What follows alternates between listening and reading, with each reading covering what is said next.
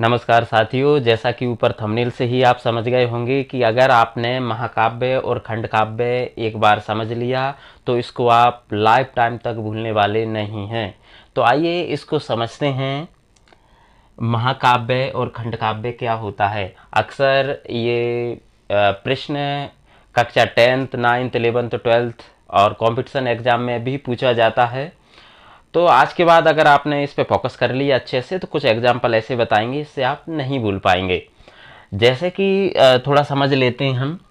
एक तरफ हम यहाँ रखते हैं किसको, रामायण को या रामचरितमानस को, कुछ को भी मान लेते हैं रामचरितमानस। और दूसरी तरफ यहाँ हम रख लेते हैं सुदामा चरित्र को, सुदामा चरित्र। एक तरफ है रामचरितमानस, सुदामा चरित्र, अक्सर आपने देखी होगी कहीं ना कहीं सीरियल में। तो इससे पूरा निष्कर्ष निकल जाएगा कि महाकाव्य और खंडकाव्य क्या होता है और क्या उसकी विशेषताएं होती हैं, सारा आप लिख दोगे।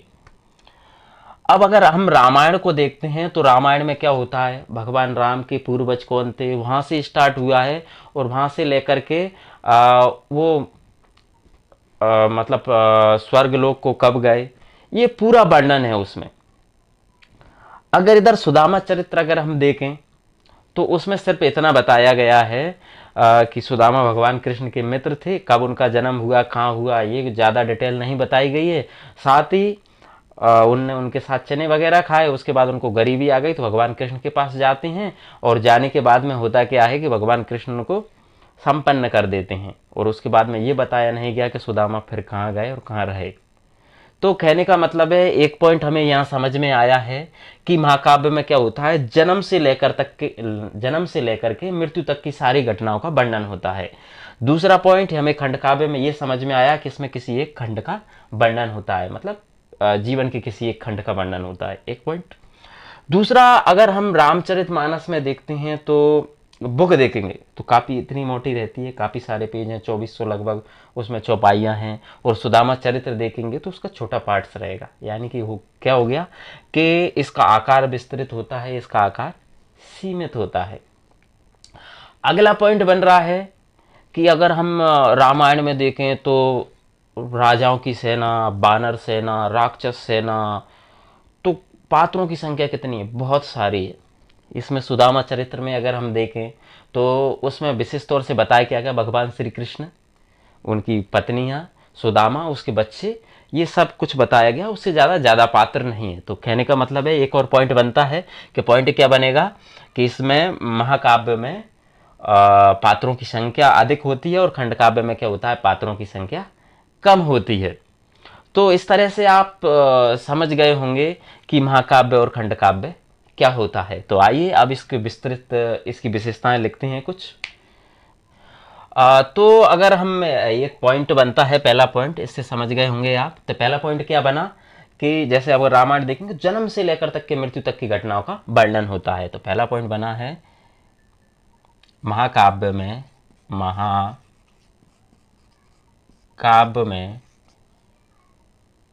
जन्म से लेकर मृत्यु तक की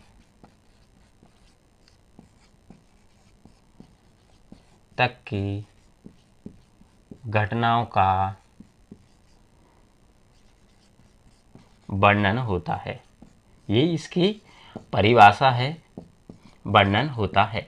इसी प्रकार खंडकाव्य में भी बनेगी इसकी परिभाषा, इसमें जीवन के किसी एक खंड का वर्णन होता है। तो इसमें जीवन के किसी एक खंड का वर्णन होता है। ये हमें कहाँ से समझ में आया है, इसको हम समझा है तो रामायण में देखें तो भगवान राम की जन्म से लेकर तक के उनके मतलब कुछ बच्चे हुए और वो कब स्वर्ग गए, पूरी घटनाओं का वर्णन है। लेकिन इसमें सुदामा चरित्र में सुदामा कब उनका जन्म हुआ, कब वो कहाँ चले गए, उसके बाद भगवान कृष्ण की मित्रता और अमीर होने के बाद में ये कोई पता नहीं लगा। तो एक पॉइंट बन गया है। और दूसरा पॉइंट क्या बनेगा, इसका आकार विस्तृत यानी बड़ा होता है। तो यहाँ पर लिख देंगे हम, इसका आकार बड़ा होता है। यहाँ एक और पॉइंट बनेगा, इसका आकार छोटा होता है। इसका आकार छोटा होता है। छोटा होता है।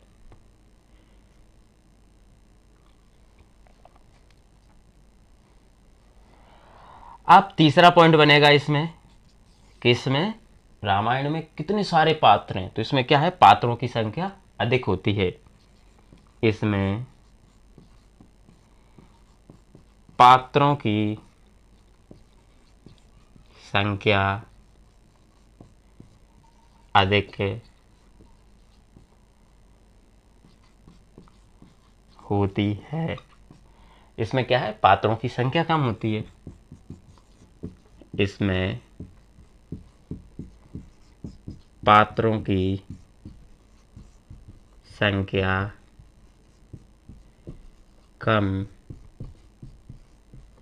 होती है। इसमें क्या है, पात्रों की संख्या अधिक होती है, इसमें पात्रों की संख्या कम होती है। और चौथा पॉइंट हम यहाँ पर लिख सकते हैं रामचरितमानस। रामचरितमानस या रामायण भी लिख सकते हैं। इसमें हम लिखेंगे सुदामा चरित्र। सुदामा चरित्र। तो ये इसकी परिभाषा है, ये इसकी विशेषताएं हैं और यही महाकाव्य खंडकाव्य में अंतर है। तो उम्मीद करते हैं कि इसके आपको, अगर आपने पूरा समझ लिया अच्छे से, तो इतना मुझे विश्वास है कि आप इसको दोबारा भूलने वाले नहीं हैं। अगर वीडियो पसंद आया है तो चैनल को सब्सक्राइब कीजिए, बेल आइकन का बटन जरूर दबाइए, ताकि इस तरह की जितनी भी वीडियो हैं, इसमें हिंदी ग्रामर, संस्कृत ग्रामर, जी के साथ में मैथ्स, ये सब कंप्लीट करवाया जाएगा। तो चैनल को सब्सक्राइब कीजिए, बेल आइकन का बटन जरूर दबाइए, ताकि जितनी भी वीडियो हैं उनकी नोटिफिकेशन आप तक सबसे पहले पहुंचे। और साथ ही अगर वीडियो पसंद आया तो उसको लाइक शेयर कमेंट्स जरूर कीजिए। बहुत बहुत धन्यवाद।